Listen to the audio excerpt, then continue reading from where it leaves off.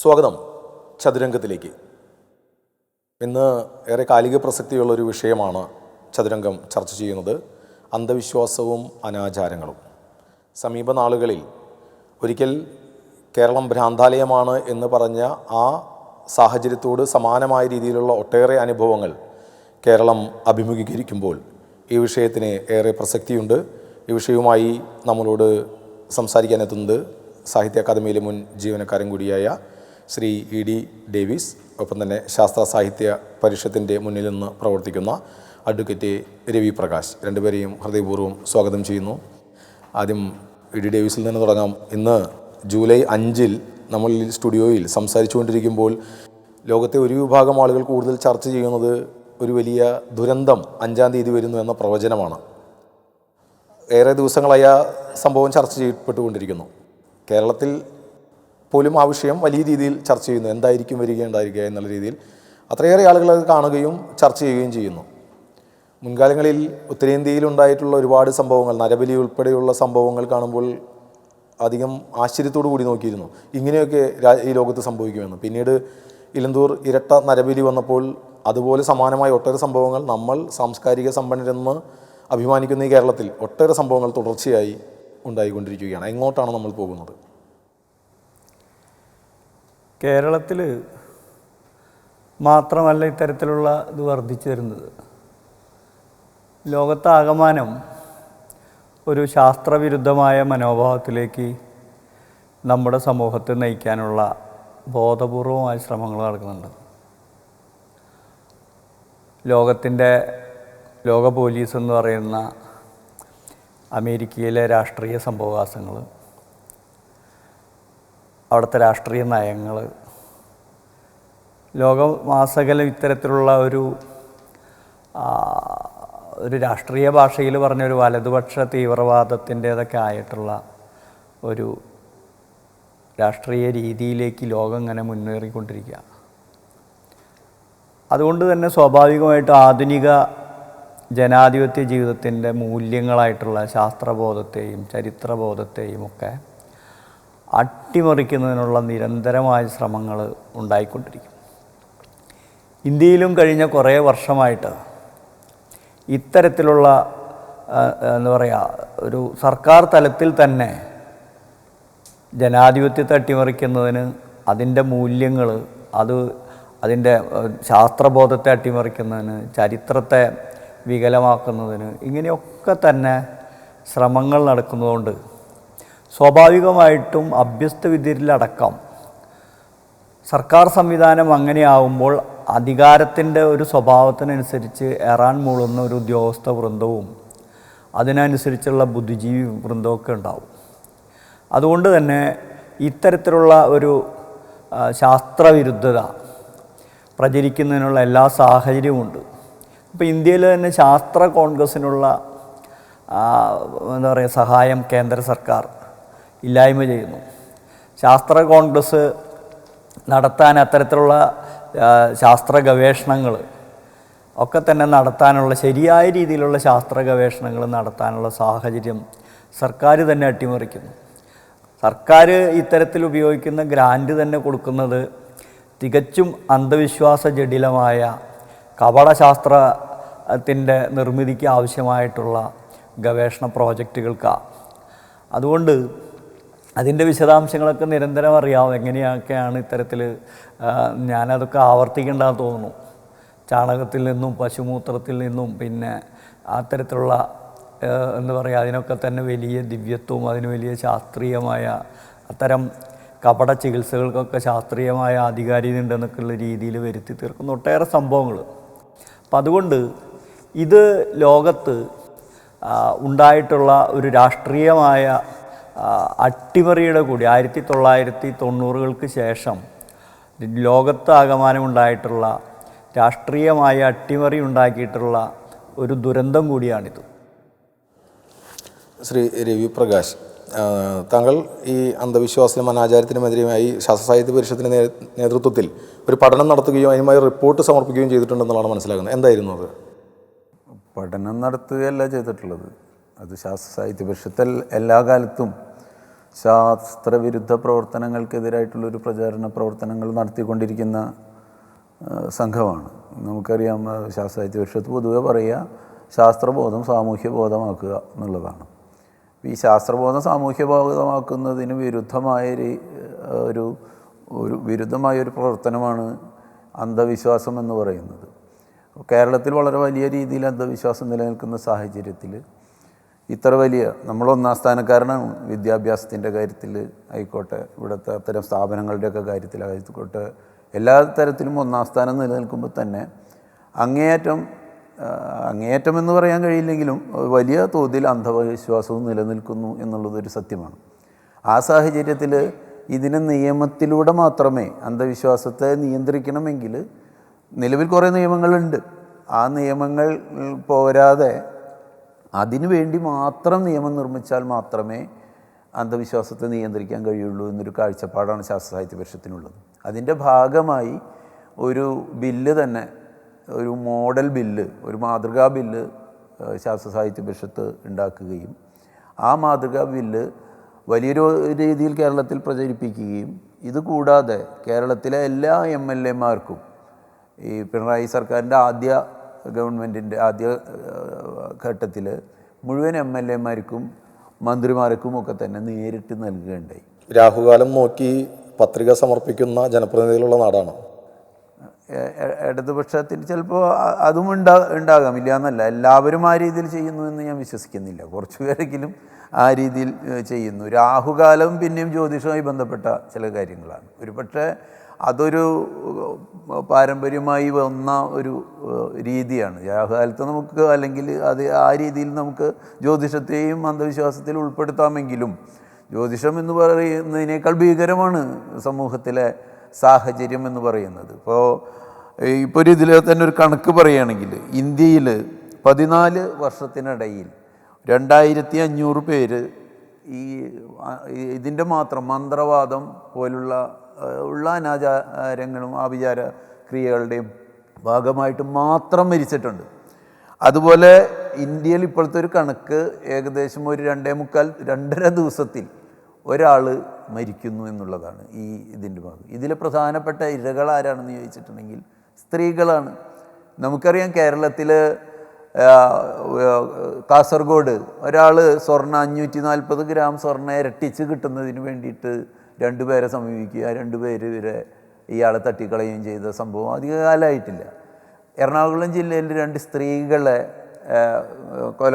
കൊന്നത് നമുക്കറിയാം. ഇത്തരത്തിൽ പലരും നമ്മുടെ ചുറ്റുപാടും നോക്കിയിട്ടുണ്ടെങ്കിൽ പരിസരം അത്ര നേരത്തെ പറഞ്ഞ പോലൊരു വലതുപക്ഷ സംസ്കാരത്തിന് സഹായിക്കുന്ന വിധത്തിൽ വലിയ രീതിയിൽ ഇത്തരത്തിലുള്ള ആഭിചാരക്രിയകളും മറ്റു കാര്യങ്ങളും അറിയാം. പെൺകുട്ടികൾ മുഴുവനും കാലിൽ, നമുക്ക് മുൻപ് കണ്ടിട്ടില്ല, കാലിൽ ചരട് കെട്ടുന്ന പെൺകുട്ടികൾ, അതുപോലെ തന്നെ ഏത് കാര്യത്തിനും ഊതുന്ന, മലപ്പുറം ജില്ലയിൽ തുപ്പിക്കഴിഞ്ഞാൽ പ്രശ്നം മാറുന്നു എന്നുള്ള രീതിയിലുള്ള അങ്ങനെ വിവിധ തരത്തിലുള്ള ആഭിചാരക്രിയ ഇപ്പോൾ കഴിഞ്ഞ ആഴ്ചയാണ് സംഭവിച്ചത്. കഴിഞ്ഞ ആഴ്ച പെരിങ്ങോട്ടുകര ഒരു 10-25 വർഷത്തിനിടയിൽ ചാത്തന്മാരുടെ അമ്പലങ്ങൾ ഇരട്ടിയിലധികം ആയിട്ടുള്ളൊരു സ്ഥലമാണ്.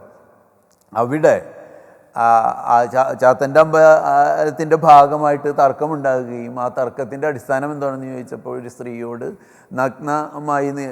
നഗ്നതയോടുകൂടി നിൽക്കുക, അതിൽ ചില ക്രിയകൾ ചെയ്യാനുണ്ട്, അങ്ങനെ മനസ്സിലാക്കുന്നതിൽ പലപ്പോഴും സാമ്പത്തിക താല്പര്യങ്ങളാണ് പ്രധാനമായി വരുന്നതെന്നുള്ളതാണ്. ഇതൊക്കെ ഒരു മറയാക്കി സാമ്പത്തികമാണ് പലരും രക്ഷപ്പെടുന്നത്, അല്ലെങ്കിൽ ചൂഷണം, ഏതെങ്കിലും രീതിയിലുള്ള ചൂഷണം.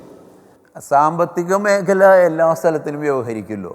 സാമ്പത്തിക മേഖല എന്ന് പറയുന്നത് സമ്പത്ത് ഉണ്ടാക്കാൻ മനുഷ്യൻ പണ്ടേ ശ്രമിച്ചുകൊണ്ടിരിക്കും. അത് കള്ളവാറ്റായാലും കഞ്ചാവ് കൃഷിയായാലും ഇതായാലും അതൊക്കെ ശ്രമിച്ചുകൊണ്ടിരിക്കും. അപ്പോൾ അതിന് എതിരായി പ്രതിരോധം, അത് ചില കാര്യങ്ങൾ നടക്കില്ല എന്നുള്ളത് സമൂഹത്തിൻ്റെ ഒരു വലിയ ജാഗ്രതയായി മാറുകയും അതിനനുസൃതമായി നിയമനിർമ്മാണങ്ങൾ ഉണ്ടാവുകയും ചെയ്തിട്ടുണ്ടെങ്കിൽ അത് ഒരു പരിധിവരെ നിയന്ത്രിക്കാൻ കഴിയുമെന്നുള്ളത് നമുക്കൊക്കെ അറിയാം. ഇപ്പോൾ കഞ്ചാവുമായി ബന്ധപ്പെട്ട, അല്ലെങ്കിൽ ഇപ്പോൾ വലിയ രീതിയിൽ ഈ കഞ്ചാവ് മറ്റുള്ള വസ്തുക്കളുടെ വലിയ പ്രചരണത്തിൻ്റെ ഭാഗമായി അതിനെതിരെ കേരളത്തിൽ ഒന്നടങ്കം സൂംബ ഡാൻസ് നടത്തുന്നു, കേരളത്തിലെ മുഴുവൻ ഗവൺമെൻറ്റും അതിനോട്, അതുപോലെ തന്നെ മറ്റു കക്ഷികളും, ഗവൺമെൻറ് മാത്രമല്ല എല്ലാവരും ഒന്നിച്ച് അണിനിരക്കുന്നൊരു സാഹചര്യം നിൽക്കുന്നുണ്ട്. അല്ല, ഇവിടെയും ഈ സൂംബ ഡാൻസിലും ഒരു അന്ധവിശ്വാസം കണക്ട് ചെയ്യുന്നു പറയേണ്ടി വരും. കാരണം ഈ സൂംബ ഡാൻസിനെതിരെ വിശ്വാസത്തെ ഹനിക്കുന്നു എന്ന രീതിയിൽ വരുമ്പോൾ അപ്പോൾ അവിടെയും ഈ പറഞ്ഞ വിഷയം കടന്നു വരികയാണ്. അതിനെയാണ് നമുക്കൊരു ശാസ്ത്രീയമായി ഒരു സയൻറ്റിഫിക് അപ്രോച്ചിലൂടെ നോക്കുക. സൂംബ ഡാൻസ് ഏത് രീതിയിലാണ്, സൂംബ ഡാൻസ് ആയിക്കോട്ടെ വേറൊരു ഡാൻസ് ആയിക്കോട്ടെ, അത് ഏത് രീതിയിലാണ് വിശ്വാസത്തെ ഹനിക്കുക? ഒരു തരത്തിലും വിശ്വാസത്തെ ഹനിക്കില്ല. മുൻകാലങ്ങളിൽ അങ്ങനെ ഒരു പ്രശ്നമേ ഉദിക്കില്ല. വിശ്വാസം സംരക്ഷിക്കാനുള്ള അവകാശം നമ്മുടെ ഭരണഘടനാപരമായിട്ടുണ്ട്. പണ്ട് ഒരു തവണ നമുക്കൊക്കെ തന്നെ അറിയാം, വലിയ രീതിയിൽ ഈ ദേശീയഗാനവുമായി ബന്ധപ്പെട്ടിട്ടുള്ളൊരു കേസ് ഉണ്ടായിരുന്നു. അതിൽ ദേശീയഗാനം പാടില്ല എന്ന് പറഞ്ഞുകൊണ്ട് ഒരു മതവിഭാഗങ്ങൾ പറയുകയും അത് ഞങ്ങൾ ദേശീയ ഗാനത്തോട് ഞങ്ങൾക്കെതിരില്ല, മറിച്ച് വേറൊരു ഞങ്ങളുടെ മതപരമായ ഗാനമല്ലാതെ വേറൊരു ഗാനം പാടുന്നതിന് വേണ്ടി, ആലപിക്കുന്നതിന് വേണ്ടിയിട്ട് ഞങ്ങളുടെ മതം അനുശാസിക്കുന്നില്ല. ഇന്ത്യ മതസ്വാതന്ത്ര്യമുള്ളൊരു രാജ്യമാണ്. അതുകൊണ്ട് ആ മതം അനുശാസിക്കാത്തത് കൊണ്ട് ബഹുമാനപൂർവ്വം ഞങ്ങൾ എന്ത് നിൽക്കുന്നു എന്ന് യഹോവ സാക്ഷികളുമായി ബന്ധപ്പെട്ട ഒരു കേസ് ഉണ്ടായിരുന്നു. ഇതുപോലെയാണ്. ഇത് ഏത് രീതിയിലാണ് മതവികാരത്തെ ബാധിക്കുക എന്ന് പറഞ്ഞിട്ടുണ്ടെങ്കിൽ കുഴപ്പമില്ല. അതുകൊണ്ട് നമുക്ക് സയൻറ്റിഫിക്കലി പറഞ്ഞാൽ പ്രശ്നമില്ല. അങ്ങനെയല്ല, ഞങ്ങൾ വസ്ത്രം ധരിക്കാത്തവരാണ്, ആ രീതിയിലാണ് ഈ രീതിയിലാണെന്നാണ്. ഇതിൽ ബാലിശമായ ചില മതങ്ങൾ വലിയ രീതിയിൽ ഇടപെടുന്ന ഒരു സംസ്ഥാനമാണ്. എല്ലാ സംസ്ഥാനത്തും ഉണ്ടായിരിക്കും, പക്ഷേ കേരളത്തിൽ വലിയ രീതിയിൽ മതങ്ങൾ വളരെ ശക്തമാണ്, അവരുടെ ആസ്തി വളരെ ശക്തമാണ്. അതിശക്തമായ രീതിയിൽ മതം ഇടപെടുന്നുണ്ട്. ഈ ഇടപെടൽ ഒരു ദശാബ്ദം അല്ലെങ്കിൽ 2 ദശാബ്ദമായിട്ടായിരിക്കും ഇത്രയേറെ തീവ്രമായിരിക്കും. നമ്മളൊക്കെ മലയാളികൾ പ്രത്യേകിച്ചും എത്രയോ ഉന്നതമായ രീതിയിൽ ചിന്തിച്ചിരുന്നവരാണ്. ഇപ്പോൾ എന്ത് വിഷയം കൊണ്ടുവന്നാലും അതിലേതെങ്കിലും രീതിയിൽ ഏതെങ്കിലും വിശ്വാസങ്ങളെ ഹനിക്കുന്നുണ്ടോ, അല്ലെങ്കിൽ തങ്ങളുടെ കാഴ്ചപ്പാടുകൾക്കെതിരായിട്ടുള്ള എന്തെങ്കിലും സംഭവങ്ങൾ എന്ന രീതിയിൽ തുറന്നൊരാൾക്കൊരു കുറിപ്പെഴുതാൻ പോലും കഴിയാത്ത രീതിയിൽ സമൂഹം മാറിയിരിക്കുകയാണ്. ഭയമായിരിക്കുന്നു എഴുത്തുകാർക്കുൾപ്പെടെ. എന്താ ഇതിൽ സംഗതി എന്ന് വെച്ച് കഴിഞ്ഞാൽ, ഇപ്പോൾ കേരള സർക്കാർ ഈ അന്ധവിശ്വാസ ചൂഷണത്തിനെതിരായിട്ടുള്ള ബില്ലിൽ നിന്ന് പിന്മാറുന്നു എന്ന് പറഞ്ഞിട്ട് ഹൈക്കോടതിയിൽ സത്യവാങ്മൂലം കൊടുത്തല്ലോ. സത്യത്തിൽ ഏറ്റവും അധികം 51 ഭരണഘടനയിലെ 51 AH വേണ്ടി വാദിക്കുന്ന ആളുകൾ ഇവിടുത്തെ ഇടതുപക്ഷ രാഷ്ട്രീയക്കാരാണ്. കോൺഗ്രസ്സുകാരുണ്ട്, ജനാധിപത്യവാദികളൊക്കെ ഉണ്ട് അതിൽ വാദിക്കുന്ന ആളുകൾ. വളരെ പ്രധാനപ്പെട്ട ഒരു കാര്യമാണത്. ഭരണഘടനാപരമായിട്ടുള്ള ഒരു കർത്തവ്യം നിർവഹിക്കുക എന്നുള്ളത്, മാനവീയതയോടുള്ള ഉത്തരവാദിത്തം, അന്വേഷണ ത്വരയോടുള്ള ഉത്തരവാദിത്തം, പരിഷ്കരണ ബോധം വളർത്തുന്നതിലുള്ളത്, ശാസ്ത്രാഭിരുചി വളർത്തുന്നതിലൊക്കെയുള്ള ഒരു ധാർമ്മികമായ ഉത്തരവാദിത്തത്തെ സൂചിപ്പിക്കുന്ന ഒരു ആർട്ടിക്കിളാണത്. അവിടെ അതിനോട് അങ്ങനെ സംസാരിക്കുന്ന കേരള സർക്കാർ അതിനോട് നീതിയുക്തമായിട്ടും ധാർമ്മികമായിട്ടും പെരുമാറാൻ ശ്രമിക്കുന്നില്ല എന്നതാണ് അതിൽ കാണിക്കുന്നത്. ഇത് ഈ ഗവൺമെന്റ് മാത്രം ബാധകമായിട്ടുള്ള. എന്തിനാണ് സർക്കാർ ഭയക്കുന്നത്? ഈ വിഷയത്തിൽ കോടതി തന്നെ ഇടപെട്ട് ചോദിച്ചിരുന്നു. സർക്കാർ ഭയക്കുന്നതിന് ഒരുപാട് കാരണങ്ങളുണ്ട്. ഒന്ന്, നമ്മുടെ നാട്ടിൽ ഒരു സമ്മർദ്ദ ഗ്രൂപ്പുകൾ ഒരുപാടുണ്ട്. നമ്മുടെ നാട്ടിലെ ജ്യോതിഷികൾക്കടക്കം സംഘടനയുണ്ട്, ജ്യോതിഷ പരിഷത്ത്. അതുപോലെ തന്നെ ഇത്തരത്തിൽ ഈ ചൂഷണത്തിൻ്റെയൊക്കെ പിന്നിൽ നേരത്തെ സൂചിപ്പിച്ചതുപോലെ ലൈംഗിക ചൂഷണത്തിൻ്റെ താല്പര്യമുണ്ട്, പണം കൈക്കലാക്കാനുള്ള തന്ത്രങ്ങളുണ്ട്, സ്വത്ത് അപഹരിക്കാനുള്ള വശീകരിക്കാനുള്ള സൂത്രങ്ങളുണ്ട്. ഇങ്ങനെ അതുപോലെ തന്നെ ചികിത്സാപരമായിട്ടുള്ള അതും സംഘടിതമായ തട്ടിപ്പാണ്. ഏറ്റവും ഒടുവിലൊരു ഉദാഹരണം പറയാം. ഈ പോക്സോ കേസിൽ ഇപ്പോൾ സമീപകാലത്ത് ശക്തമായ നിയമം ശക്തമാക്കിയതോട് കൂടിയിട്ട് കർശനമായുള്ള ശിക്ഷ ലഭിക്കുന്നുണ്ട്. ഏതാനും ദിവസങ്ങൾക്ക് മുമ്പ് കാട്ടൂർ സ്റ്റേഷൻ പരിധിയിൽ ഒരു ഉസ്താദ്, അദ്ദേഹത്തിനാണ് വിളിക്കുന്നത്, അദ്ദേഹം സ്വയം അങ്ങനെ പറയുകയാണ്, ഒറ്റപ്പാലം സ്വദേശിയാണ്, അറബിക് ജ്യോതിഷം എന്നുള്ള ചികിത്സ എന്ന പേരിൽ ചികിത്സിച്ച് 2ാം തവണയാണ് വീണ്ടും ഈ വ്യക്തി അറസ്റ്റിലാവുന്നത്. നേരത്തെ അന്തിക്കാട് സ്റ്റേഷൻ പരിധിയിൽ അവിടെ ഉണ്ടായിരുന്ന പോലീസ് ഉദ്യോഗസ്ഥൻ ഈ ചികിത്സയുടെ മറവിൽ അല്ലെങ്കിൽ മന്ത്രവാദത്തിൻ്റെ മറവിൽ പീഡിപ്പിച്ച് അദ്ദേഹം ജയിലിൽ പോയിരുന്നു. ഇതേ വ്യക്തി തൊട്ട് ഏതാനും കിലോമീറ്ററുകൾ അപ്പുറത്ത് കാട്ടൂരിൽ പോയിട്ട് വീണ്ടും ഇതേ രീതിയിൽ അറബിക് ജ്യോതിഷം നടത്തുകയും ഒരു സ്ത്രീയെ പീഡിപ്പിച്ച് വീണ്ടും അറസ്റ്റിലാവുകയും ചെയ്തു. ഈ അന്തിക്കാട് ഉണ്ടായിരുന്ന അതേ ഉദ്യോഗസ്ഥനാണ് പിന്നീട് കാട്ടൂരിൽ പ്രൊമോഷനായി വരുമ്പോൾ അദ്ദേഹം തന്നെ ഇദ്ദേഹം അറസ്റ്റ് ചെയ്യുന്നത്. ഇവിടെ ഒരു സംഭവം എന്ന് പറഞ്ഞാൽ ഇദ്ദേഹം ജയിലിൽ പോയി തിരിച്ചു വന്ന് വീണ്ടും ഇതേ രീതിയിൽ തന്നെ തുടരും, തൊട്ടപ്പുറത്ത് തുടരും. ആ ഒരു സാഹചര്യമാണ് ഇവിടെ നിലനിൽക്കുന്നത്. അതെ, ഇതിലൊരു പ്രധാനപ്പെട്ട പ്രശ്നം എന്താ വെച്ചാൽ, ഒന്ന്, നമ്മുടെ സമൂഹത്തിൽ സാമൂഹ്യ ജീവിതത്തിൻ്റേതായിട്ടുള്ള പ്രവണതകളൊക്കെ വളരെ വളരെ കുറഞ്ഞു വരിക. നമ്മുടെ നാട്ടിലെ പൊതുമണ്ഡലം ഇങ്ങനെ ചുരുങ്ങി വരിക. നടക്കുന്ന കാര്യങ്ങൾ അവിടെ മനുഷ്യർക്ക് പലപ്പോഴും ഒറ്റപ്പെട്ടു പോവുകയാണ്. അവർക്ക് കൂട്ടായിട്ട് ജീവിക്കാനും മനുഷ്യരുടെ യുക്തി ചിന്താപരമായിട്ടുള്ള അനുഭവങ്ങൾ, ജീവിതത്തെ അതിൻ്റെ എന്താ പറയുക, ഒരു ഔചിത്യപൂർണമായിട്ട് ജീവിച്ച് തീർക്കുന്നതിനാവശ്യമായ ധാർമ്മിക പിന്തുണ, ഇതൊക്കെ നമ്മുടെ നാട്ടു സമൂഹത്തിൽ നിന്ന് പിൻവാങ്ങിപ്പോയിട്ടുണ്ട്. അപ്പോൾ ഇതുകൊണ്ട് ആളുകളൊക്കെ തന്നെ വല്ലാത്തൊരു വിഭ്രാന്തിയിലൊക്കെ, പ്രത്യേകിച്ച് നമ്മുടെ സോഷ്യൽ മീഡിയ അടക്കം ഈ കാര്യത്തിൽ ചെയ്യുന്നൊരു പങ്കെന്ന് പറഞ്ഞു കഴിഞ്ഞാൽ, സോഷ്യൽ മീഡിയ തുടക്കത്തിൽ വരുന്ന കാലത്തൊക്കെ അതിന് പല എന്താ പറയുക, ഒരു സാമൂഹ്യമായിട്ടുള്ള ചില ഉത്തരവാദിത്തങ്ങളും ഒക്കെ നിർവഹിക്കുന്നുണ്ടായിരുന്നു. പക്ഷേ ഇപ്പോൾ നമ്മൾ സോഷ്യൽ മീഡിയ എടുത്ത് കൊടുക്കുക, ഇത്തരത്തിലുള്ള സൈബർ പോരാളികൾ എന്ന് പറയുന്നൊരു വിഭാഗം കാളപറ്റുന്ന കാണുമ്പോൾ കയറെടുക്കുന്ന ആളുകളാണ് ഒന്ന്. രണ്ടാമത്, എന്ത് തരത്തിലുള്ള നുണയും വ്യക്തിഹത്യയും ഒക്കെ നടത്താനും തങ്ങളുടെ സ്വാർത്ഥ താല്പര്യത്തിന് ആവശ്യമായ രീതിയിലുള്ള ഇതിൽ മറ്റൊരു വശം നല്ല, ഇതിൽ കൂടുതൽ സോഷ്യൽ മീഡിയയിൽ കൂടുതൽ മുഖമില്ലാത്തവരാണ് ഇവർ. എന്തുമാത്രം വിഷമാണ് സമൂഹത്തിൽ നൽകുന്നത് എന്നുള്ളതാണ്. വളരെയധികം സോഷ്യൽ മീഡിയ ഈ കാര്യത്തിൽ ഒരു സാമൂഹ്യ വിരുദ്ധമായിട്ട് അടുത്ത കാലത്ത് പ്രവർത്തിക്കുന്നുണ്ട്. അതുകൊണ്ട് നമ്മുടെ നാട്ടിൽ ഒരാൾക്ക് സ്വതന്ത്രമായ ഒരു നിലപാട്, സ്വതന്ത്ര ചിന്ത, അവൻ്റെ സ്വന്തം നിലപാട് അത് തുറന്നു പറയാനും അതിനുവേണ്ടി നിലകൊള്ളുക എന്നൊരു നിലപാട് എടുത്തു കഴിഞ്ഞാൽ അദ്ദേഹത്തെ മറ്റ് രീതിയിൽ കരുതേക്കാനാണ് ഇത്തരം ഗ്രൂപ്പുകൾ നോക്കുന്നത്. അപ്പോൾ അതുകൊണ്ട് നമ്മുടെ സമൂഹത്തിൽ ഒരു ധാർമ്മികമായ നിലവാര തകർച്ച ഇങ്ങനെ സംഭവിച്ചുകൊണ്ടിരിക്കുന്നുണ്ട്. നവോത്ഥാനം ഉണ്ടാക്കി തീർത്തൊരു കാര്യം എന്ന് പറയുന്നത്, യഥാർത്ഥത്തിൽ രണ്ട് കാര്യമാണ് നവോത്ഥാനം എല്ലാ കാര്യത്തിലും കാണുന്നത്. ഒന്ന്, നമ്മുടെ ഒരു ധാർമ്മികതയുടെ ലെവൽ ഇങ്ങനെ ഉയർത്തുകയാണ് ചെയ്തത്. മനുഷ്യനാണെന്നുള്ളൊരു കാഴ്ചപ്പാട്, മനുഷ്യൻ ആധുനികമായ അന്ധവിശ്വാസങ്ങൾക്ക് അനാചാരങ്ങൾക്കൊക്കെ എതിരായിട്ട്, ജാതിഭേദത്തിനെതിരായിട്ട്, സ്ത്രീത്വപരമായ അടിമത്തത്തിനെതിരായിട്ടൊക്കെ തന്നെ പ്രവർത്തിക്കുന്ന ഒരു സ്ത്രീ സമത്വ കാഴ്ചപ്പാടൊക്കെ വികസിപ്പിച്ചെടുക്കുന്ന ഒരു വലിയതാണ്. അതുപോലെ തന്നെ അത് പൗരോഹിത്യത്തിൽ നിന്നുള്ളൊരു വിച്ഛേദമായിരുന്നു. നമ്മുടെ നവോത്ഥാനത്തിൽ ഒരുപാട് ആളുകൾ ആത്മീയ ആചാര്യന്മാരായിരുന്നു. ശ്രീനാരായണ ഗുരുവായാലും ചട്ടമ്പി സ്വാമിയായാലും വാഗ്ബടാനന്ദനായാലും ബ്രഹ്മാനന്ദ ശിവയോഗിയായാലും ആഗമാനന്ദനായാലും ആനന്ദ ഒക്കെ അങ്ങനെയായിരുന്നു.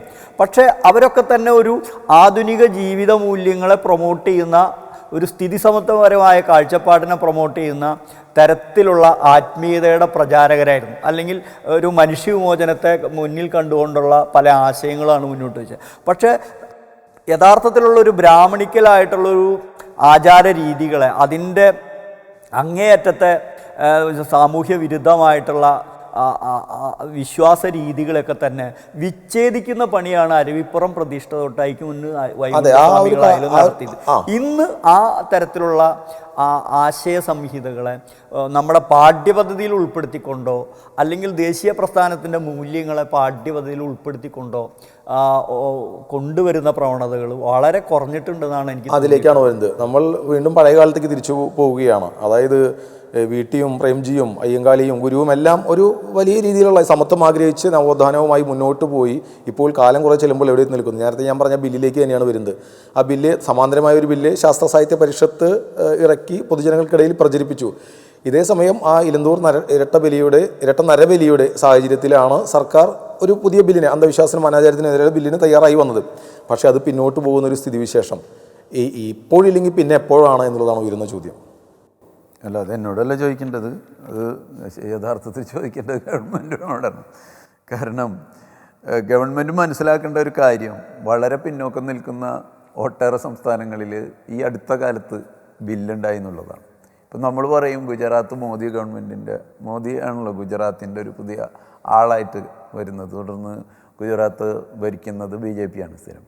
പക്ഷേ അവിടെ 2023 അവരുടെ ഒരു നിയമം വന്നു. Gujarat prevention and eradication of human sacrifice and other inhuman evil and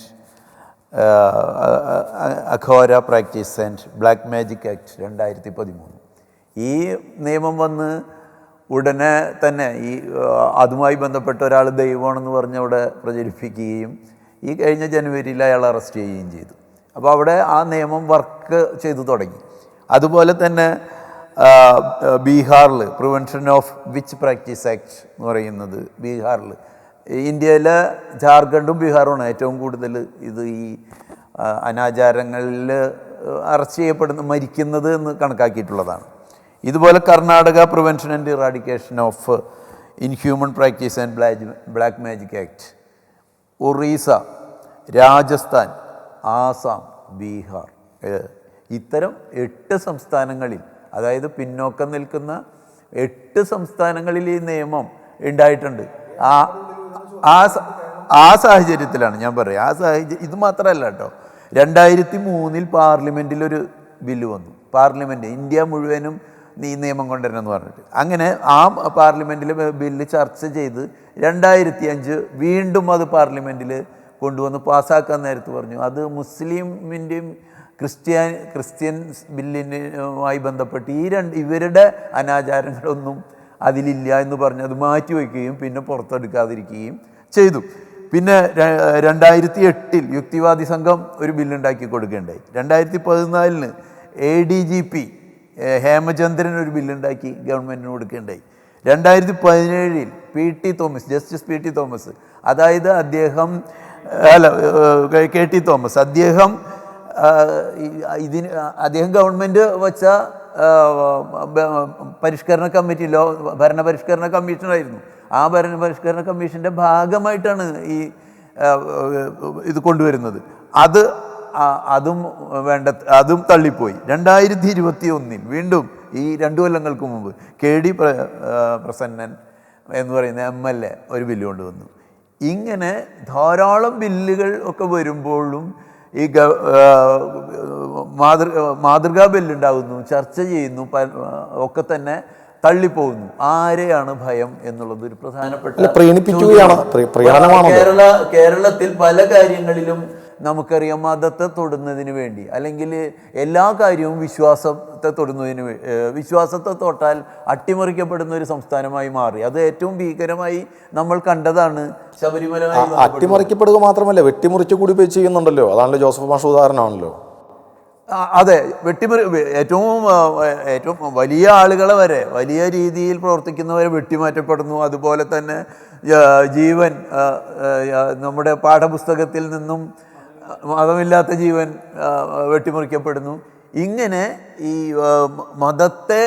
മതവുമായി ബന്ധപ്പെട്ട് കിടക്കുന്ന ഏതൊരു കാര്യങ്ങളിലെയും സ്പർശിക്കാൻ കഴിയില്ല എന്നുള്ള രീതിയിലേക്ക് ഗവൺമെൻറ് മാറുന്നു. ഗവൺമെൻറ്റിന് നേതൃത്വം നൽകുന്ന രാഷ്ട്രീയ പ്രസ്ഥാനങ്ങൾ മാറുന്നു എന്നുള്ളത് കൊണ്ടാണ്. കാരണം വളരെ പ്രധാനപ്പെട്ടതാണിത്. കാരണം അങ്ങേയറ്റം വലതുപക്ഷവൽക്കരിച്ചുകൊണ്ടിരിക്കുന്ന സമൂഹത്തിൽ വളരെ വലിയ രീതിയിൽ ഇടതുപക്ഷ മുന്നേറ്റങ്ങൾക്ക് സാഹചര്യം ഒരുക്കിയിരുന്ന ഒരു മണ്ണിലാണ് വലതുപക്ഷ പിന്നോക്കാവസ്ഥ എന്നുള്ള പറയുന്നത്. ഇതിന് ഉത്തരം പറയേണ്ടത് കേരളത്തിലെ രാഷ്ട്രീയ. അത് ചോദിക്കുന്നത് ഇവിടെ ഇടതുപക്ഷവും വലതുപക്ഷവും വേറെ ഇല്ലാതെ വന്നു. അതായത് ചെടിയുടെ തലപ്പിൽ മരുന്ന് തെളിച്ചിട്ട് കാര്യമില്ല, കടക്കിലാണ് ഭയം, ഭരണകൂടം ഭയക്കുകയാണ്. പക്ഷേ ഇതെന്താണെന്ന് വെച്ച് കഴിഞ്ഞാൽ കേരളത്തിലെ നേരത്തെ പ്രകാശ് പറഞ്ഞ തന്നെയാണ്, സമ്മർദ്ദ രാഷ്ട്രീയ ഗ്രൂപ്പുകൾ സ്വത്വരാഷ്ട്രീയമടക്കം ഈ കാര്യത്തിൽ നിർവഹിക്കുന്നൊരു പങ്ക്. ഇപ്പോൾ ഒരു ആധുനിക, ഇപ്പോൾ അംബേദ്കറെ കുറിച്ച് പോലും നമ്മളെ ചർച്ച ചെയ്യുന്ന ആളുകൾ ദളിത് ചിന്തകൻ എന്ന് പറയുള്ളൂ. അംബേദ്കർ ആധുനിക ശാസ്ത്ര മൂല്യങ്ങളെ ഒക്കെ പ്രതിനിധാനം ചെയ്തിരുന്ന ഒരു വലിയ ചിന്തകനും പ്രയോക്താവുമായിരുന്നു. ആ രീതിയിൽ നമ്മുടെ നാട്ടിൽ അംബേദ്കർ അവതരിപ്പിക്കില്ല. ഇപ്പോൾ ബ്രഹ്മാനന്ദ ശിവയോഗിയെ പോലുള്ള ആളുകളെക്കുറിച്ച് മിണ്ടില്ല. ഈ ആചാരപരമായിട്ട് അല്ലെങ്കിൽ ജാതീയമായ ഉച്ചനീചത്വങ്ങൾക്കെതിരെ ആചാരപരമായിട്ടുള്ള ജാതി നശീകരണത്തിന് വേണ്ടി പ്രവർത്തിച്ച ആളുകളെ, ഈ ഇത്തരത്തിലുള്ള ആചാരപരമായ മതപരമായ ആചാരങ്ങളെ അകറ്റി നിർത്തുന്നതിന് വേണ്ടി പ്രചരിപ്പിച്ച നവോത്ഥാന നായകരെ, ഇവരാരും തന്നെ നമ്മുടെ രാഷ്ട്രീയ പാർട്ടിയുടെ നേതാക്കൾ പോലും അവരെക്കുറിച്ച് ഉചിതമായ സന്ദർഭത്തിൽ പോലും സംസാരിക്കില്ല. നമ്മുടെ ഒരു പ്രധാനപ്പെട്ട ഒരു ദൗർബല്യം എന്ന് പറയുന്നത്, നമ്മുടെ ദേശീയ പ്രസ്ഥാനം ഉണ്ടായ കാലത്തും സാമൂഹ്യ പരിഷ്കരണവാദപരമായ അജണ്ടയെ ദേശീയ പ്രസ്ഥാനം മുന്നോട്ട് കൊണ്ടുപോകാൻ തയ്യാറായില്ല. കേരളത്തിൽ ശ്രീനാരായണ ഗുരുവിൻ്റെ ഇവരുടെയൊക്കെ ഭാഗമായിട്ട് ഒരുപാട് ഇതുണ്ടായെങ്കിലും വാസ്തവത്തിൽ ഇന്ത്യയിലെ ദേശീയ പ്രസ്ഥാനം അന്നേ തന്നെ ഉപേക്ഷിച്ച ഒരു അജണ്ടയാണത്. കേരളത്തിൽ ഇടതുപക്ഷങ്ങൾക്ക് വലിയ ശക്തിയുള്ള ഇടതുപക്ഷ മനസ്സിന് പ്രാബല്യമുള്ളൊരു സ്ഥലത്ത് പോലും അത്തരത്തിലുള്ള സാമൂഹ്യ പരിഷ്കരണവാദപരമായിട്ട് ഇന്ന് മുന്നോട്ട് കൊണ്ടുപോകേണ്ട അജണ്ടകളെ മുന്നോട്ട് കൊണ്ടുപോകാൻ ഇടതുപക്ഷ രാഷ്ട്രീയ പാർട്ടികളും തയ്യാറല്ല. സ്റ്റേജിൽ കയറിയിരിക്കുമ്പോഴൊക്കെ പറയും, പക്ഷേ വ്യാവഹാരികമായ തലത്തിൽ ഒരു പ്രവർത്തന പദ്ധതികൾ ഉണ്ടാക്കിക്കൊണ്ട് ആസൂത്രണം ചെയ്തുകൊണ്ട് മുന്നോട്ട് പോകുന്നതിനും മുൻപൊക്കെ കുറച്ച് യുവജന സംഘടനകളൊക്കെ ആ രീതിയിൽ വന്നതാണ്. പക്ഷേ ഇപ്പോൾ ആരും അതിന് തയ്യാറല്ല. അത്തരം അജണ്ടകളെ മൊത്തത്തിൽ സമൂഹത്തിൽ ആദർശങ്ങളിൽ വെള്ളം കല്ലുകയാണ്. പിന്നെ എപ്പോഴാണ് ഈ ബില്ലൊക്കെ വരിക? പിന്നെ അതെ, ബില്ല് ഇനിയിപ്പോൾ നിയമമായാൽ തന്നെ ഇപ്പോൾ മഹാരാഷ്ട്രയിലൊക്കെ അനുഭവം, രാഷ്ട്രീയ പാർട്ടികൾക്ക് കൃത്യമായ താല്പര്യമുണ്ടെങ്കിൽ, സർക്കാരിന് താല്പര്യമുണ്ടെങ്കിൽ കേസുകൾ മുന്നോട്ടുള്ളൂ. മഹാരാഷ്ട്രയിൽ 100 കേസ് എടുക്കുമ്പോൾ 5 കേസൊക്കെ ശിക്ഷിക്കുന്നുള്ളൂ. കാരണം രാഷ്ട്രീയ പാർട്ടികൾക്ക് അല്ലെങ്കിൽ ഇത്തരത്തിലുള്ള ഗവൺമെൻറ്റിന് അതിൽ കൃത്യമായൊരു രാഷ്ട്രീയ താല്പര്യമില്ലെങ്കിൽ നിയമം വന്നിട്ടും കാര്യമില്ല. പക്ഷേ നിയമം വരുന്നതുകൊണ്ടൊരു ഗുണമുണ്ട്. നിയമം വന്നു കഴിഞ്ഞാൽ ഇത്തരത്തിൽ താല്പര്യമുള്ള ആളുകൾക്ക് ഇത്തരത്തിലുള്ള കേസുകളൊക്കെ ചാർജ് ചെയ്യുമ്പോൾ ആ ചാർജ് ചെയ്യുന്ന കേസുകളെ വളരെ കൃത്യമായിട്ട് ആവശ്യമായ എവിഡൻസ് നൽകിക്കൊണ്ട്, അതുപോലെ തന്നെ അതിന് പ്രോസിക്യൂഷൻ ആവശ്യമായ പിന്തുണ നൽകിക്കൊണ്ട് ഒക്കെ തന്നെ ഇടപെടാൻ കഴിയുമ്പോൾ നിയമത്തെ കുറേ കൂടി ശക്തിപ്പെടുത്താനും നിയമത്തിൻ്റെ മറവിൽ അതിനെതിരായിട്ട് പ്രവർത്തിക്കുന്ന ഉദ്യോഗസ്ഥർക്കെതിരെ പ്രവർത്തിക്കാനും കൃത്യമായിട്ട് ആണെങ്കിൽ കക്ഷി ചേർന്നുകൊണ്ട് അത്തരം കേസുകളെ നടത്തി വിജയിപ്പിച്ചെടുക്കാൻ കഴിയും. ഇപ്പോൾ കേസ് ചാർജ് ചെയ്യുന്നുണ്ടെങ്കിൽ എന്ന് പറഞ്ഞാൽ പേരിന് മാത്രമേ ചാർജ് ചെയ്യുള്ളൂ. കേരളത്തിൽ നിലവിലുള്ള നിയമത്തിന്റെ സാധ്യതയിൽ പോലും അത്തരത്തിലൊന്നും ചെയ്തില്ല. അതുകൊണ്ടാണല്ലോ വീണ്ടും ആവർത്തിക്കുന്നത്. ഞാൻ നേരത്തെ പറഞ്ഞ പോലെ ഒരു പീഡന കേസിൽ അറബ് ജ്യോതിഷത്തിന്റെ മറവിൽ നടത്തിയിരുന്ന ഉസ്താദിനെ അറസ്റ്റ് ചെയ്ത ഉദ്യോഗസ്ഥൻ അദ്ദേഹം വേറൊരു സ്റ്റേഷനിൽ പോകുമ്പോൾ ഇതേ ആളെ വീണ്ടും അറസ്റ്റ് ചെയ്യേണ്ടി വരികയാണ്. തൊട്ടടുത്ത സ്റ്റേഷനിൽ എത്തുമ്പോൾ അവിടെയും ഇദ്ദേഹത്തെ തന്നെ അറസ്റ്റ് ചെയ്യാനുള്ള സാധ്യത ഉണ്ടായേക്കാം. കാരണം അതാണ് ഇവിടെ നിലനിൽക്കുന്നത്. ഞാൻ ശാസ്ത്ര സാഹിത്യ പരിഷത്തിൻ്റെ ഒരു പൊതുസമൂഹത്തിൻ്റെ കാഴ്ചപ്പാട് എങ്ങനെയാണെന്നാണ് ചോദിക്കുന്നത്. കാരണം 40 വർഷം മുമ്പ് അല്ലെങ്കിൽ 30 വർഷം മുമ്പൊക്കെ വലിയ രീതിയിൽ ശാസ്ത്ര സാഹിത്യ പരിഷത്ത് ഇത്തരം കാര്യങ്ങൾ മുന്നോട്ട് വയ്ക്കുമ്പോൾ വലിയ രീതിയിൽ ചർച്ച ചെയ്യപ്പെട്ടിരുന്നു, പഠനം നടന്നിരുന്നു. പക്ഷേ പൊതുസമൂഹം നവോത്ഥാനത്തിലൂടെ കുറേ മുന്നോട്ട് പോയി എന്ന് പറയുമ്പോൾ ശരിക്കും ഇപ്പോൾ ചർച്ച ചെയ്യപ്പെടുന്നുണ്ടോ? നെഗറ്റീവ് ചർച്ചയല്ലേ കൂടുതലും വരുന്നത്? എങ്ങനെയാണ് പരിഷത്തിന് മുമ്പിൽ നിന്ന് പ്രവർത്തിക്കുന്ന ഒരാളെന്ന നിലയിൽ ഇപ്പോഴത്തെ അനുഭവം? സമൂഹത്തെ സൂക്ഷ്മതലത്തിൽ വിശകലനം ചെയ്യേണ്ട ഒരു സാഹചര്യം കേരള സമൂഹത്തിൽ നിലനിൽക്കുന്നുണ്ട്. കാരണം കേരള സമൂഹത്തിലെ 90% ആളുകളും അഭ്യസ്തവിദ്യരാണ്. സ്വയം തീരുമാനമെടുക്കാൻ ശേഷിയുള്ള ആളുകളാണ്. ശരിക്കും പറഞ്ഞാൽ മറ്റുള്ള സംസ്ഥാനങ്ങളെക്കാൾ നമുക്ക് പഠിപ്പിച്ചു കൊടുക്കേണ്ടതില്ല. പഠിക്കാനുള്ള ശേഷി കൈവരിച്ച ആളുകളാണ്. അപ്പോൾ ആ സാഹചര്യത്തിലാണ് കേരളത്തിലെ ഈ സാമൂഹ്യ പ്രശ്നത്തെ നമ്മൾ വിലയിരുത്തേണ്ടത്. എനിക്ക് പലപ്പോഴും വ്യക്തിപരമായിട്ട് തന്നെ തോന്നിയിട്ടുള്ളത്, പലരും ഇതൊക്കെ നമ്മുടെ നവോത്ഥാന ചരിത്രത്തിൻ്റെ ഒരു തുടർച്ച അല്ലെങ്കിൽ ചരിത്ര മനസ്സ് നമ്മുടെ സമൂഹത്തിനില്ല. ഒരു ചരിത്ര മനസ്സിൽ നിന്നാണ് അല്ലെങ്കിൽ ചരിത്രത്തിൽ നിന്നാണ് നമ്മൾ നേട്ടം കൊയ്തതെന്നും നമ്മുടെ എല്ലാ നേട്ടങ്ങളുടെ പിന്നിലും ഒരു ചരിത്രപരമായ ഒരു സത്യങ്ങളുണ്ട് എന്നും അതിൻ്റെ പ്രവർത്തന മണ്ഡലങ്ങളുണ്ട് എന്നും പൊതുസമൂഹം മനസ്സിലാക്കുന്നില്ല. മറിച്ച് സമകാലീന രാഷ്ട്രീയത്തിൽ നിന്നുകൊണ്ടാണ് അവർ പലപ്പോഴും വിശകലനം ചെയ്യുന്നത്. അത് വലിയൊരു അബദ്ധമാണ് ചെയ്തുകൊണ്ടിരിക്കുന്നത്. സമകാലീന രാഷ്ട്രീയത്തിൽ എന്താ, ഒരു ഇന്ത്യൻ സമൂഹം ഇന്ത്യൻ പൊളിറ്റിക്സ് എടുത്ത് പരിശോധിച്ചിട്ടുണ്ടെങ്കിൽ വലിയ രീതിയിൽ ഒരു ഹിന്ദുത്വ രാജ്യം സൃഷ്ടിക്കുന്നതിന് വേണ്ടിയിട്ടുള്ള ഒരു ശ്രമം ഇന്ത്യയിൽ നടക്കുന്നു. ശ്രമമല്ല, ഏകദേശം പൂർത്തീകരിച്ചു കൊണ്ടിരിക്കുന്ന സാഹചര്യം നടക്കുന്നു. മുൻകാലങ്ങളിൽ നമുക്കൊരിക്കലും ഒരു രാഷ്ട്രീയ പ്രസ്ഥാനങ്ങളും ധൈര്യത്തോടു കൂടി സോഷ്യലിസം വേണ്ട എന്നോ മതനിരപേക്ഷത വേണ്ട എന്നോ ഒരിക്കലും പറയില്ല. ഈവൻ BJP പോലും അത്തരത്തിൽ അത് ഉന്നയിക്കില്ല. കാരണം ഒരു തെളിമയാർന്നൊരു സമൂഹത്തിൽ അങ്ങനെ പറയാൻ അവർക്കൊരിക്കലും കഴിയില്ല. ഇപ്പോൾ അത് പറയാൻ പോലും കഴിഞ്ഞിരിക്കുന്നു. അങ്ങനെ ഒരു രാഷ്ട്രീയ സാഹചര്യത്തിൽ കേരളത്തിലെ ഇടതുപക്ഷം യഥാർത്ഥത്തിൽ ഭയപ്പെട്ടിരിക്കുകയാണ്. എങ്ങനെ ഭയപ്പെടുന്നു? അവരുടെ ഭരണം നഷ്ടപ്പെടാം. കാരണം ഭരണം നഷ്ടപ്പെടാം, അല്ലെങ്കിൽ ദീർഘകാലം ഭരണം നഷ്ടപ്പെട്ട് തിരിച്ചെടുക്കാമെന്നുള്ള ഒരു ആർജവത്തോടുകൂടി പ്രവർത്തിക്കാം, നമുക്ക് അങ്ങനെ ചെയ്യാം. പക്ഷെ അതിന് പകരം ഇങ്ങനെ ഭരണം നഷ്ടപ്പെട്ടാൽ ഇമ്മീഡിയറ്റ്ലി വളരെ പെട്ടെന്ന് തന്നെ ഓരോ സംസ്ഥാനങ്ങളും നഷ്ടപ്പെടുന്നു. ബഹുഭൂരിപക്ഷം സംസ്ഥാനം നഷ്ടപ്പെട്ടു കഴിഞ്ഞാൽ വളരെ ഈസി ആയിട്ട് ഒരു ഫാസിസ്റ്റ് സമൂഹം അല്ലെങ്കിൽ ഒരു ഫാസിസ്റ്റ് രാഷ്ട്രം ഇന്ത്യയിൽ ഉണ്ടാകുമെന്ന് ഉള്ള തരത്തിലേക്ക് വിലയിരുത്തപ്പെടാം ഈ രാഷ്ട്രീയ പ്രസ്ഥാനങ്ങൾ.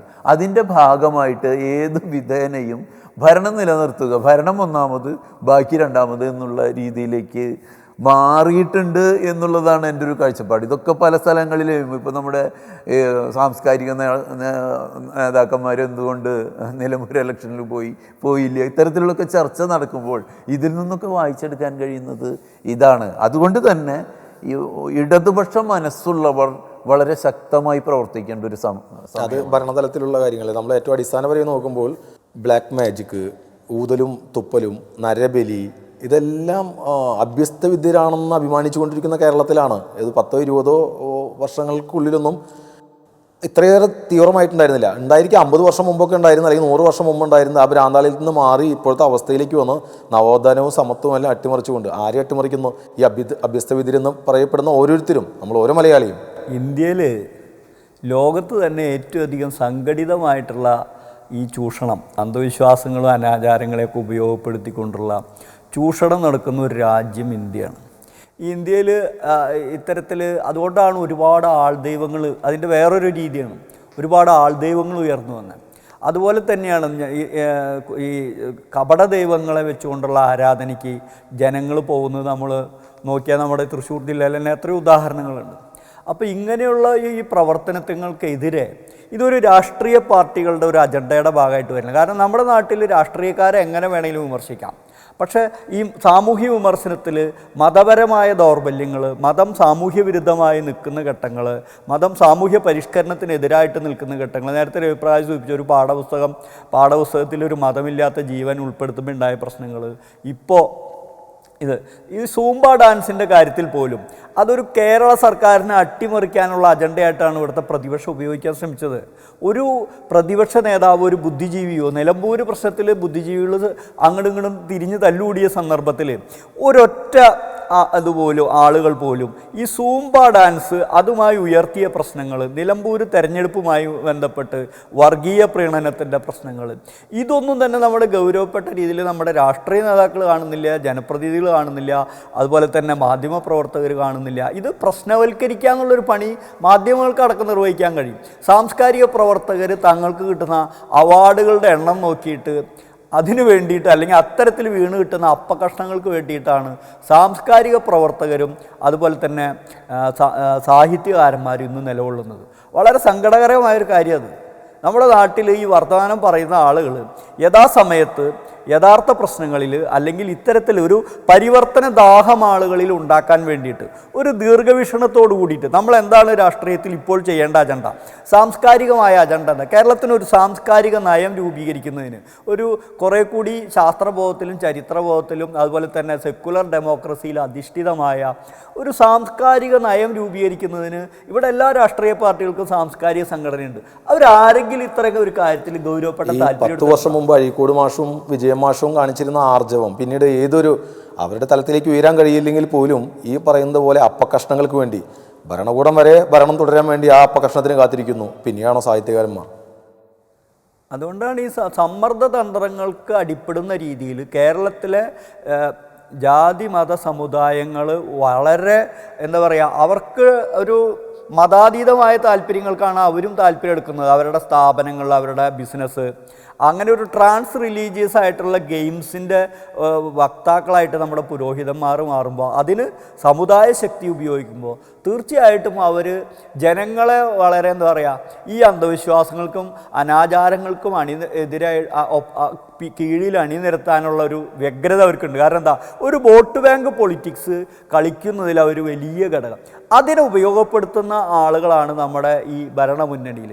അതിൽ കൂടുതൽ ഇത് ചെയ്യുന്നത് പ്രതിപക്ഷ ഇപ്പോഴത്തെ കോൺഗ്രസ് രാഷ്ട്രീയത്തിലാണ്. കാരണം കോൺഗ്രസ് ഒരിക്കലും ഇത്തരത്തിലുള്ള അജണ്ടകൾ സമുദായ കക്ഷികൾക്ക് എതിരായിട്ട് ഒന്നും തന്നെ പറയാൻ തയ്യാറാവാത്തൊരു സ്ഥിതിയുണ്ട്. ഇപ്പുറത്താണെങ്കിൽ കേന്ദ്രഭരണത്തിൻ്റെ പിന്തുണയോട് കൂടിയിട്ട് BJP പോലുള്ള രാഷ്ട്രീയ പാർട്ടികൾ നടത്തുന്ന ഗെയിമുകൾ, അല്പമെങ്കിലും പറയുക ഇടതുപക്ഷമാണെന്ന് പറയുമ്പോൾ ആ ഇടതുപക്ഷമാണ് ഞങ്ങൾ അന്ധവിശ്വാസത്തിനെതിരെയുള്ള ബില്ലിൽ നിന്ന് പിന്മാറുന്നുവെന്ന് ഹൈക്കോടതിയിൽ പക്ഷെ പറയുന്നത്. അങ്ങനെ ഹൈക്കോടതി ചോദ്യം പറയുമ്പോഴും ചെയ്യുന്നത് ഈ പൊതുമണ്ഡലത്തിൽ ഇടതുപക്ഷത്തിൻ്റെ പ്രവർത്തകർ കുറേ ആളെങ്കിലും ഇത്തരത്തിലുള്ളൊരു നിയമത്തിന് വേണ്ടി മുറവിളി കൂട്ടുകയും അതിനു വേണ്ടിയിട്ടുള്ള ചില പ്രവർത്തനങ്ങൾ നടത്തുകയും സർക്കാർ ഔദ്യോഗിക തലത്തിൽ ചെയ്യുന്നില്ലെങ്കിലും ഇടതുപക്ഷത്തെ പ്രവർത്തകരാണ് ഇപ്പോഴും സാംസ്കാരിക പ്രവർത്തകരാണ് ഇങ്ങനത്തെ കുറച്ചെങ്കിലും ചെയ്തുകൊണ്ട് ഈ അന്ധവിശ്വാസം അനാചാരവും നമ്മൾ ആ വിഷയത്തെക്കുറിച്ച് ചർച്ച ചെയ്യുമ്പോൾ ഈ വിഷയത്തെക്കുറിച്ച് ആദ്യം തന്നെ വളർന്നു വരുന്ന കുട്ടികളിലേക്ക് ഒരു അവബോധം കൊടുക്കുകയാണ് വേണ്ടത്. അങ്ങനെ ഒരു പാഠ്യഭാഗം, ഈ മതമില്ലാത്ത ജീവന് വരെ തർക്കവും എതിർപ്പും ഉണ്ടായ ഒരു സാഹചര്യത്തിൽ അങ്ങനെ ഒരു പാഠ്യഭാഗം ഇനി ഈ നാട്ടിൽ സാധിക്കുമെന്ന് വിശ്വസിക്കുന്നുണ്ടോ? നമ്മളൊരിക്കലും വളരെ പോസിറ്റീവായിട്ടാണല്ലോ കാണേണ്ടത്. ഒരു ആത്മവിശ്വാസം എപ്പോഴും നമ്മുടെ ഉണ്ടാകണം. ഇത് സാധിക്കും, സാധിക്കാത്ത പ്രശ്നമൊന്നും ഉണ്ടാകുന്നില്ല. നേരത്തെ ഡേവിസ് സൂചിപ്പിച്ച പോലെ എന്തുകൊണ്ടാണ് ഇടതുപക്ഷത്ത് ഭയപ്പെടുന്നത്? ഇടതുപക്ഷം ഭയപ്പെടുന്നത് ഭരണം ഭരണം നഷ്ടപ്പെട്ടാൽ എന്താ ഉണ്ടാവുക? ഇടതുപക്ഷത്തിന് ഇതിനപ്പുറമായിട്ട് പല അജണ്ടകളുണ്ട്. സമൂഹത്തിൽ വലിയ രീതിയിൽ മാറ്റങ്ങൾ, അവരുടെ രാഷ്ട്രീയ കാഴ്ചപ്പാടനുസരിച്ച് മാറ്റങ്ങൾ വരുത്തണം. കോൺഗ്രസും ഭയപ്പെടുന്നത് ഇത് തന്നെയാണ്. ഇപ്പോൾ ഇത് കോൺഗ്രസിൻ്റെ ഇടതുപക്ഷത്തിൻ്റെ മാത്രം ഉത്തരവാദിത്തമല്ല സമൂഹത്തെ മുന്നോട്ട് കൊണ്ടുപോകുക എന്നുള്ളത്. ഇന്ത്യയിൽ എല്ലാ രാഷ്ട്രീയ പ്രസ്ഥാനത്തിനും ഉത്തരവാദിത്തമുണ്ട്. വിശേഷ ഇന്ത്യൻ നാഷണൽ കോൺഗ്രസ്സിന് വളരെ ഉത്തരവാദിത്തമുണ്ട്. അവരുടെ ലക്ഷ്യവും ഈ സോഷ്യലിസം തന്നെയാണ്. അവരും ഒരു ഏറ്റവും വലിയ ജനാധിപത്യ സംസ്കാരമുള്ള ആളുകളാണ്. കാരണം അത്രയും ഈ നമ്മളിപ്പോൾ 175-ാം വർഷം ഇതിൻ്റെ ഒക്കെ ആചരിക്കുന്നു. അത് അവിടെ നിൽക്കട്ടെ, നമ്മൾ അടിയന്തരാവസ്ഥ അവിടെ നിൽക്കട്ടെ. പക്ഷേ ജനാധിപത്യത്തിന് വേണ്ടി ഇന്ത്യയിൽ അതിനുവേണ്ടി വളരെ മാതൃകകൾ സൃഷ്ടിച്ചത് ഇന്ത്യൻ ലോകത്തിലെ ഏറ്റവും ഉത്തമമായ ഭരണഘടനയിൽ ഒന്നാണ് ഇന്ത്യൻ ഭരണഘടന. അത്തരം ഭരണഘടനയൊക്കെ ഉണ്ടാക്കിയ ആളുകളാണ് കോൺഗ്രസ്. അപ്പോൾ ആ കോൺഗ്രസ് പാർട്ടി ഇന്ത്യയിലെ രാഷ്ട്രീയ പ്രസ്ഥാനം എന്നുള്ള രീതിയിൽ ഞങ്ങൾ പുരോഗമന ചിന്തയോടൊപ്പമാണ് എന്ന് ഇത്തരം രാഷ്ട്രീയ പാർട്ടികൾ പ്രഖ്യാപിച്ചു കഴിഞ്ഞിട്ടുണ്ടെങ്കിൽ അതിൽ ഒരു വിട്ടുവീഴ്ചയില്ലാത്ത നയമാണ് ഞങ്ങൾ കൊണ്ടുവരിക. അവർ ആദ്യം തന്നെ ഇപ്പോൾ പറയട്ടെ, ഇപ്പോൾ ഗവൺമെൻറ് ഇടതുപക്ഷ ഗവൺമെൻറ്റിന് വേണ്ടിയിട്ട് സെക്രട്ടറി ഹൈക്കോടതിയിൽ ഇത് പറഞ്ഞു. സ്വാഭാവികമായിട്ടും പിറ്റേ ദിവസത്തെ പത്രപ്രസ്താവന എന്തായിരിക്കണം? ഒരു ഉത്തരവാദിത്തമുള്ള ഇടതുപക്ഷ പ്രതിപക്ഷ നേതാവിൻ്റെ ഉത്തരവാദിത്തം. അയാൾ ഉടനെടുത്ത് പറയണം, അങ്ങേയറ്റം ചെയ്തത് തെറ്റാണ്, ഇത് പിൻവലിക്കണം, ഞങ്ങളുടെ ഗവൺമെൻറ്റാണിത് വന്നതെങ്കിൽ ഞങ്ങളുടെ ആദ്യത്തെ അജണ്ട ഇതായിരിക്കും. കാരണം കേരളത്തിൽ അത്രയധികം ഭീകരമായ പ്രശ്നം നിലനിൽക്കുന്നതാണ്. ഒരാൾ മരിക്കുക എന്ന് പറയുന്നത് ചില്ലറ കാര്യമല്ല. ഇതിൻ്റെ പേരിൽ ഒരു ജീവൻ നഷ്ടപ്പെടുക എന്ന് പറയുന്നത് ചെറിയ കാര്യമല്ല. ഒരു ജീവൻ നഷ്ടപ്പെടുക എന്ന് പറയുന്നത് ആ ഗവൺമെൻറ്റിൻ്റെ പരാജയത്തിൻ്റെ ഏറ്റവും അങ്ങേയറ്റാണ്. അവർ ചെയ്യുന്ന പ്രവർത്തനം, അതായത് അവർ ഗവേൺ ചെയ്യുന്ന, അവർ ഭരണം നിർവഹിക്കുന്ന ഒരു കാലഘട്ടത്തിൽ ഇത്തരം പ്രശ്നത്തിൻ്റെ ഭാഗമായി ഒരാൾ മരിക്കുകയോ അവർക്ക് വലിയ രീതിയിൽ മറ്റ് അനീതി നേരിടേണ്ടി വരികയോ ചെയ്യുന്ന സാഹചര്യത്തിൽ അത് ഗവൺമെൻറ്റിൻ്റെ ഉത്തരവാദിത്തമാണ്. അതുകൊണ്ട് തന്നെ അത്തരത്തിൽ ഇടതുപക്ഷവും വലതുപക്ഷ ഗവൺമെൻറ്റുകളും ഒന്നിച്ച് നിന്ന് ഇത്തരത്തിലുള്ള നയങ്ങൾ, കാരണം സമൂഹത്തെ മുന്നോട്ട് കൊണ്ടുപോകേണ്ട നയങ്ങൾ ഭരണകൂടത്തെ നിയന്ത്രിക്കുന്ന രാഷ്ട്രീയ പ്രസ്ഥാനങ്ങൾക്കും വലിയ തോതിലുണ്ട്. അവർക്ക് പുതിയ അറിവുകൾ എത്തിച്ചു കൊടുക്കേണ്ട ഉത്തരവാദിത്തം ശാസ്ത്ര സാഹിത്യ പരിഷത്തിനെ പോലുള്ള ശാസ്ത്ര സംഘടനകൾക്കും സാംസ്കാരിക സംഘടനകൾക്കുമുണ്ട്. അവരൊക്കെ തന്നെ വളരെ ശക്തമായി ഇതിനെതിരെ ശബ്ദമുയർത്തേണ്ടതുണ്ട്. അതിശക്തമായ പ്രതിഷേധം ശാസ്ത്ര സാഹിത്യ പരിഷത്ത് സംഘടിപ്പിച്ചു കഴിഞ്ഞു. തിരുവനന്തപുരത്ത് വലിയ രീതിയിലൊരു പ്രതിഷേധ പ്രവർത്തനങ്ങൾ നടന്നിട്ടുണ്ട്. കേരളത്തിൽ മുഴുവൻ ഇതിനെതിരായിട്ടുള്ളൊരു പ്രതിഷേധ പ്രവർത്തനം ശാസ്ത്ര സാഹിത്യ പരിഷത്ത് സംഘടിപ്പിക്കുന്നുള്ള കാര്യത്തിൽ തർക്കമില്ല. മറ്റുള്ളവരും ഇത് ഏറ്റെടുക്കണമെന്നാണ് പറയാനുള്ളത്. അങ്ങനെ രാഷ്ട്രീയ ഒരു കൂട്ടായ്മയോടെ ഒരു ഒന്നായ ശബ്ദം ഉയരുമെന്ന് പ്രതീക്ഷിക്കുന്നുണ്ടോ? ഇന്നത്തെ ഒരു സാഹചര്യത്തിൽ വളരെ ദുർബലമാണ്. ഞാൻ ഇപ്പോൾ ഒരു ഉദാഹരണം വേണമെങ്കിൽ പറയാം. വൈക്കം സത്യാഗ്രഹത്തിൻ്റെ വാർഷികം എല്ലാവരും ആഘോഷിച്ചു ഇല്ലേ? 100-ാം വാർഷികം കൂടെ ആഘോഷിച്ചു. വൈക്കം സത്യാഗ്രഹം വിജയിക്കാനുണ്ടായ ഏറ്റവും പ്രധാനപ്പെട്ട കാര്യം എന്താ? സർവമാന തലത്തിലുള്ള ജനകീയ ഐക്യമുണ്ടാക്കിക്കൊണ്ടാണ്.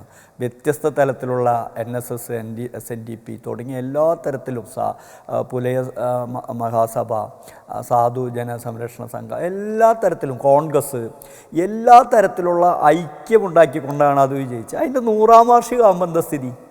ഈ ഐക്യം ഒട്ടും തന്നെ ഇല്ല എന്ന് മാത്രമല്ല, സർക്കാർ ഒരു തലം പരിപാടി, കമ്മ്യൂണിസ്റ്റ് പാർട്ടികൾ തന്നെ വ്യത്യസ്ത തലം പരിപാടി, യുവജനങ്ങൾക്ക് വേറെ, കോൺഗ്രസ്സിന് വേറെ, ഈ തരത്തിൽ 6-7 ആളുകളുള്ള സംഘടനയുടെ പ്രതിനിധികൾ വരെ വേറെ പരിപാടി.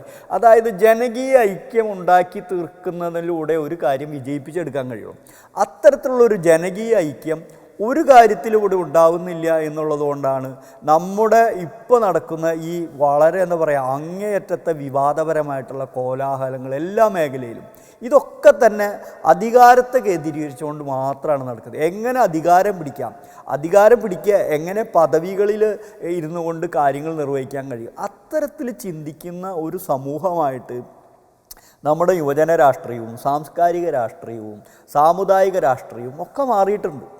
പണ്ട് സമുദായങ്ങൾ ഇങ്ങനെയല്ല, ഇന്നത്തെ രീതിയിലല്ല പണ്ടത്തെ സമുദായ രാഷ്ട്രീയം എന്ന് പറയുന്നത്. അത് കൃത്യമായിട്ടൊരു പരിഷ്കരണവാദപരമായ അജണ്ട ഉണ്ടായിരുന്നു.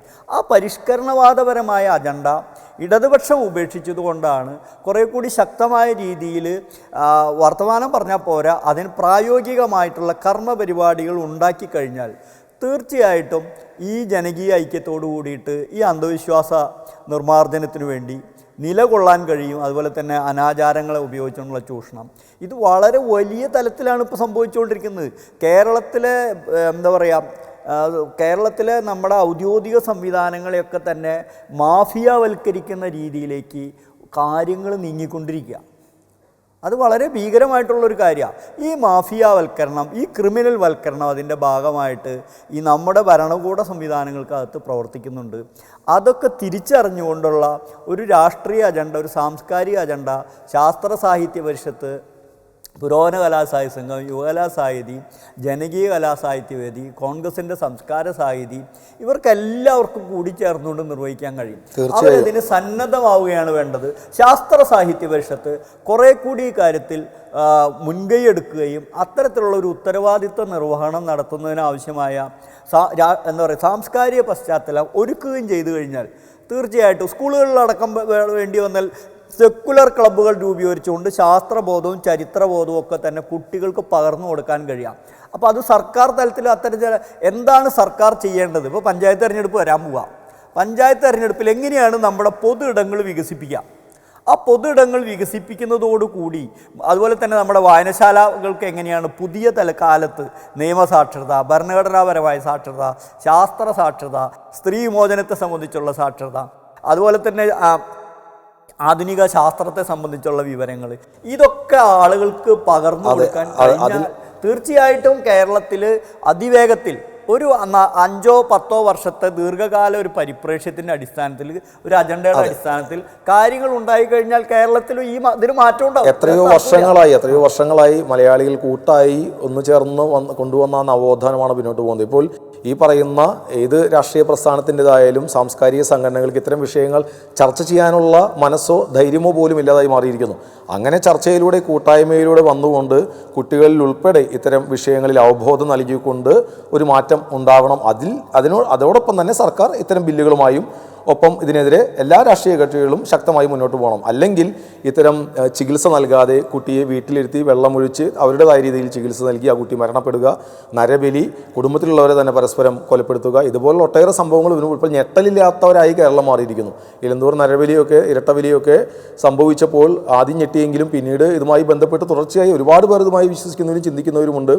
അത് സ്വാമിയെന്നും ഉസ്താദെന്നും അച്ഛനെന്നും എല്ലാ രീതിയിലും ബ്ലാക്ക് മാജിക് ആയാലും മറ്റ് ജ്യോതിഷങ്ങളുടെ പേരിലെല്ലാം അത്തരം അന്ധവിശ്വാസ അനാചാരങ്ങൾ അതിലേക്ക് മാറി നിൽക്കട്ടെ. വിശ്വാസങ്ങളെ ആരും ഹനിക്കുന്നില്ല. ഈ സാഹചര്യത്തിൽ ഇടതുപക്ഷത്തിലുള്ളവരും വിശ്വസിക്കുന്നവരുണ്ട്. എന്നാൽ ഇപ്പോഴും അതിലൊരു ക്ലിയർ വന്നിട്ടില്ല. എപ്പോഴും ഒരു വിഭാഗം വിശ്വാസത്തോടെ പോകും, ഒരു വിഭാഗം വിശ്വാസത്തിൽ അമ്പലത്തിൽ പോകണ്ട എന്നൊക്കെ. ഇതിനെല്ലാം ഒരു കൃത്യമായൊരു രൂപരേഖ ഉണ്ടാക്കി പുറത്ത് പറയാനും ചെയ്യാനും ധൈര്യമുള്ളവരായി മാറട്ടെ. ഈ അന്ധവിശ്വാസവും അനാചാരവും എന്ന വിഷയത്തിൽ ചതുരംഗത്തിൽ TCV പ്രേക്ഷകരുമായി സംസാരിച്ചത് Shri ED Davis, advocate Ravi Prakash. രണ്ടുപേരുടെയും ഹൃദയം നിറഞ്ഞ നന്ദി അറിയിക്കുന്നു. നന്ദി.